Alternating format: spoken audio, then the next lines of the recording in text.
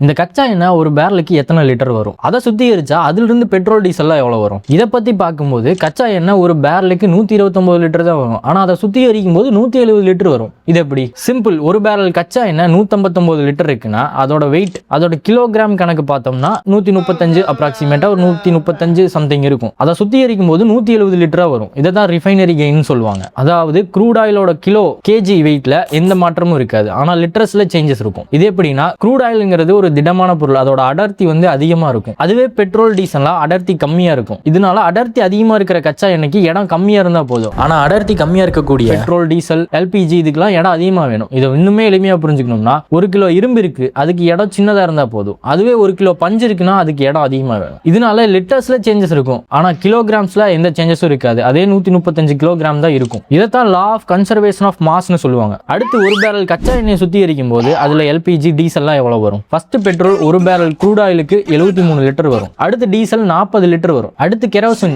மண்ணெண்ணெய் 15.5 லிட்டர் வரும். அடுத்து எல்பிஜி 11.5 லிட்டர் வரும். அடுத்து ஹெவி ஃபியூல் கப்பல் எரிபொருள் 8.5 லிட்டர் வரும். அடுத்து பெட்ரோ கெமிக்கல் 4.2 லிட்டர் வரும். அடுத்து லூப்ரிகன்ஸ் 2.3 லிட்டர் வரும். அடுத்து தார் 5.5 லிட்டர் வரும். அடுத்து பெட்ரோலியம் கேக், இது வந்து 10 கிலோ வரும். இது ஒரு திடப்பொருள். இதுல பெட்ரோலியம் கேக் வந்து ஒரு வேஸ்டான ப்ராடக்ட். இதை எரிபொருளா யூஸ் பண்ணுவாங்க. இதுல வந்து அதிகமான கார்பன், சல்ஃபர் இருக்குங்காட்டி இதை எரிக்கும் போது இது வந்து சுற்றுச்சூழலுக்கு ஆபத்தா இருக்கும். அவ்வளவுதான் இந்த வீடியோ. இந்த இன்ஃபர்மேஷன் யூஸ்ஃபுல்லா இருக்கும் நம்புறேன். நன்றி. மறக்காம சப்ஸ்கிரைப் பண்ணுங்க. இந்த வீடியோ பிடிச்சிருந்துச்சுன்னா கமெண்ட் பண்ணுங்க, ஷேர் பண்ணுங்க, வீடியோ லைக் நிறைய போடுங்க.